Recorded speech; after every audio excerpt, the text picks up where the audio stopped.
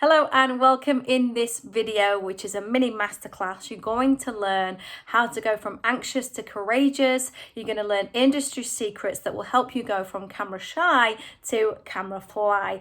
And the only reason you should listen to me is that I've studied human behavior for 13 years. My name's Velody. I'm a queen of ceremonies. I've done TV work, promotional work, presentations. I know a little bit about being on camera, and as many of you will know who've followed the channel for a while, I often do the videos in one take too. So I'm walking the talk, talking the walk, as the saying goes. Now, you're going to learn the exact steps that it takes to go from shaky to stage savvy.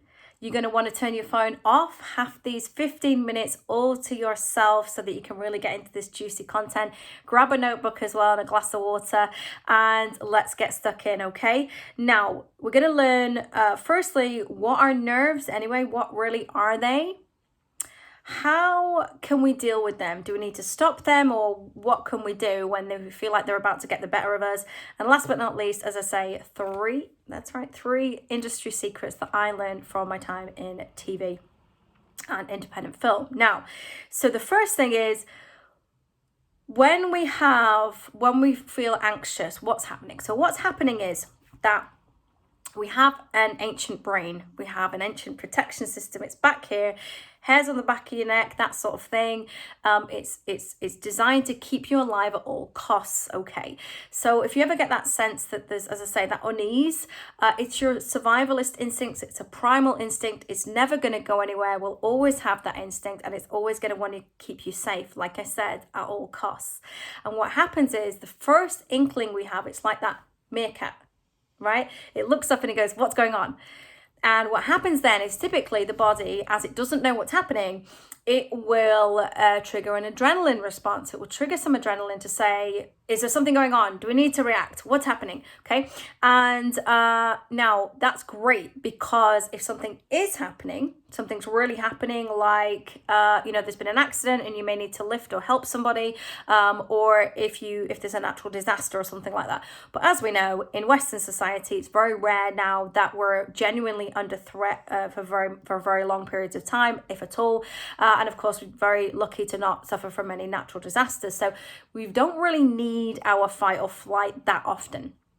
So what happens is, when we sense something, our body will, as I say, this ancient mind will go, okay, is there a serious life-threatening threat? And it will scan the horizon, and it will go, oh no, there isn't. Okay.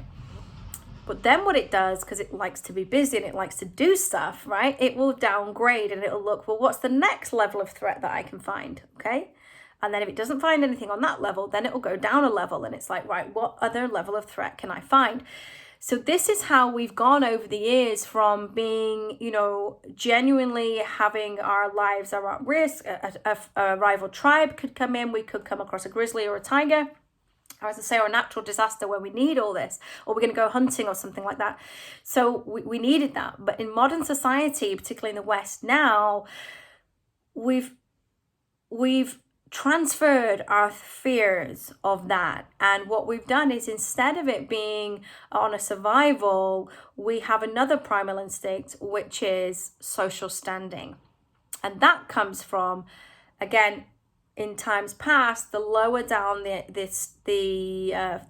hierarchy in the community you were, you had the least access to resources, right? Least access to food, or you were last in the queue for food, etc. So that means is, what we've done now is we've tied that loss of face, losing face, or loss of social status, we've tied that now, so that if we get embarrassed in front of people, or if somebody laughs at us, we have the kind of reactions that really our body would use in a very traumatic situation. And so we have too much adrenaline flying around the system. Our body doesn't know what to do with it. And then that's why we get things like panic attacks, because the adrenaline's got nowhere to go, because there's nothing to fight.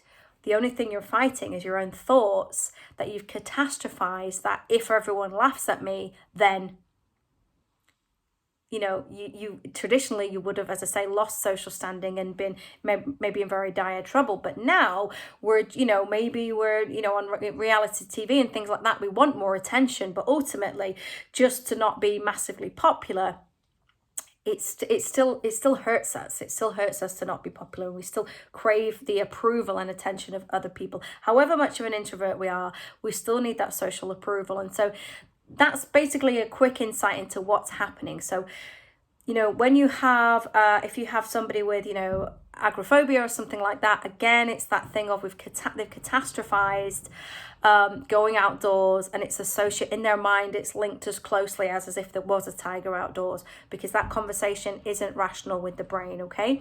So what we've got to do, so like I say, let's move on to section 2. So what can we do to calm the nerves, to master our nerves, to move past things? So there's 3 things that we need to bear in mind, and 3s are always great groups of things because you always remember them. So one, we need to stop suppressing our feelings. We need to stop denying our feelings and stop saying things like, just get over it or forget it, or, we need to stop suppressing the feelings. And we actually need to look at the feelings, take them out of the box and investigate them a little bit. Like you got a new iPhone. This is an old iPhone. I'm just using it for notes. The new iPhone is being used for you.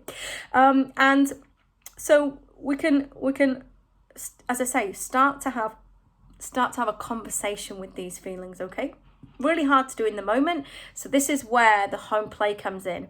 If you've got anxiety issues, you want to start to deal with them on days when you're feeling okay, and delving into some of the thoughts when you're actually in a reasonable state, when you're not in a heightened state. Because once we're in a heightened state, it's much harder for us to have rational conversations with our own mind, okay?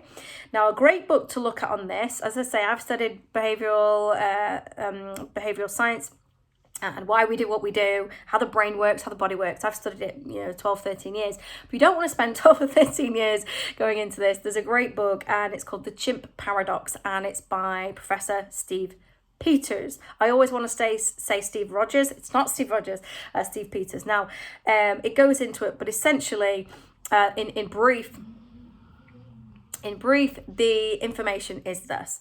In us, I would say hypothesizes, but he actually is using science to back it up. But it's a methodology. It's a way of thinking about it. So he calls this, as I say, the ancient mind, or the survival brain, or the lizard brain, and he calls it the chimp. Now, the chimp is great because if there's an issue, the chimp will know about it. It'll warn you quicker than your human mind will do. Like I say, it'll do hairs on the back of your neck before your logical, rational, human, developed mind has even got. And there's just a truck going past. It's not about being perfect. It's about getting it done. Okay. So it will know about things before you do. So the chimp is great. It's also 5 times pound for pound, 5 times stronger than you are. What does that mean for you? It means in a disaster, you can excel yourself because you can do something you didn't think you could do.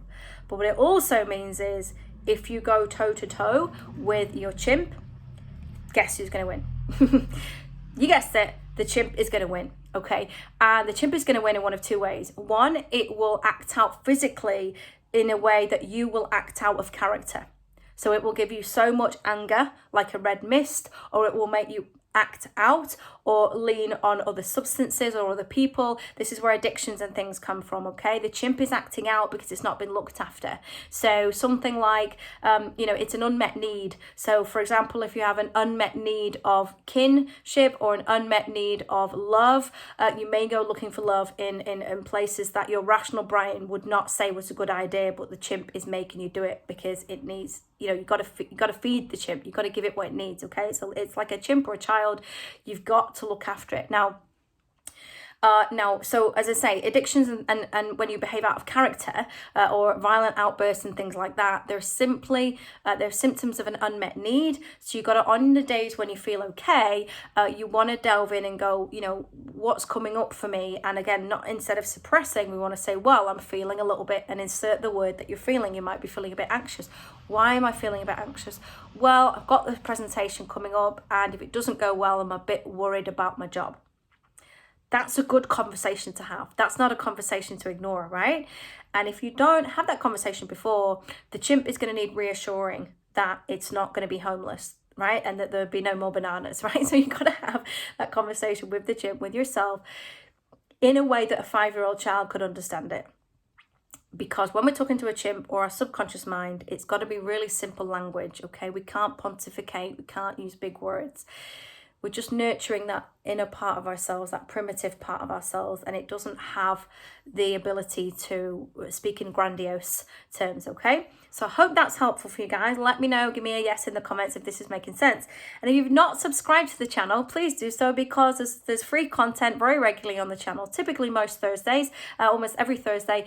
And it's free content for you, and it helps you, like I say, go from camera shy to camera fly. Now, the last of the points is the 3 points I wanted to do that I learned in show business. So the first thing is, when you're about to go live, when they're about to say action on set, they will say final checks please. Okay, so this is where the hair and makeup and the wardrobe will come around and check all the costumes and check everything. So you probably don't have a whole crew with you. So what are you going to do instead? Get that mirror, that compact mirror, or nip to the ladies, nip to the gents, and look in the mirror. Check for anything in the teeth, etc. Like check for stains, crazy hair, anything like that. So you want to do those checks, final checks, and say if it's good enough for De Niro and all the rest of them, then hopefully it'll help you. Second of all, you always want to have 3 killer points that you want to make. 3 is a great number because it's really easy to remember. So in this video, I've done 3 points, and the last one had 3 points. Really easy to remember. So, you always want to have at least 3 great things that you want to say under any circumstances. If you go in networking, have those 3 things that you want to say, either about the industry or how you help people. If you're going to be going onto radio, have those 3 things that you want to say. That bit like a politician. You know, when they ask the politician something and they don't really answer the question, they just say what they wanted to say. It's all right to be a little bit like that, as long as you combine it with the following way of being, okay? So the last one is be unashamedly you. Now, I know that's easy for me to say because I'm polished in front of the camera. I spoke in front of the cameras, had cameras pointing in my face and courted attention for many years. So I understand that you may think, well, it's all right for you. You can be you, but how could I be me? Well, the fact of the matter is, if you, firstly, from a community level and from a authenticity level, if you're not really you, then no one can fall in love with you because they don't know you, right? So if you feel a bit lonely, if you feel other feelings of loss or feelings of being pushed out or not being accepted and things like that, check if you're really being yourself around everybody, because they have no chance of getting to know you if you're not being you, right? And the other side of it is, of course, as well, is that no one can be you. So it gives you a level of authenticity and individuality. Nobody can beat you at being you, right? Nobody. So use that to your advantage, okay? So come up with your own little sayings or your own little innovations or your own ways of speaking about things and use them and have that, in the circles, it's called IP, intellectual property. You don't have to, cure the common cold. I'm not talking about that. But what I'm saying is have little things or sayings or things that you know to be true and that you could always talk about them. And it'll help you eliminate imposter syndrome. Only talented, hardworking, and great people actually get imposter syndrome because they're thinking at that level. And people that don't operate at that level, who aren't high achievers, never even have imposter syndrome. So it's a great sign if you get it. You just need to manage it and not beat yourself up and not let the chimp get the better of you in that talk about how you did that mistake again, right? That's just the chimp talking, and that's just that voice. And if you said what voice, that voice. Okay. If you would like more individual attention on this, it's very easy to schedule a free, no obligation, heart-to-heart chat with me where we go into the detail of what the anxiety is costing you, what being nervous and what's stopping yourself, and what opportunities you're missing out on because you keep holding back and you keep not speaking and you're diminishing yourself and you're not shining, okay? You miss opportunities, you may even miss job opportunities, promotions, you may even get laid off if you're not really showcasing what you can do, okay? No, I don't want that for you. So let's head it all off at the pass. Let's have a heart-to-heart. You'll come away with a strategy where you can start to execute and, as I say, start to up level and start to use the nerves as they need to be used, which is galvanize them for your own use. And again, start to push the boundaries of what you think you're capable of, and the world really does open up as soon as you do that. So I hope you've enjoyed this mini masterclass with me, Velody. Schedule the call, calendly.com/Velody. That will either be on the screen or in the comments. In the video description. Really easy, Calendly, like a calendar, ly.com/Velody. We will have a chat and we'll see what I can do for you to get you that blueprint, to get you from anxious to courageous, from camera shy to camera fly. Okay, we want to get you from shaky to stage savvy, and it's completely possible, and I'll help you with that on the call.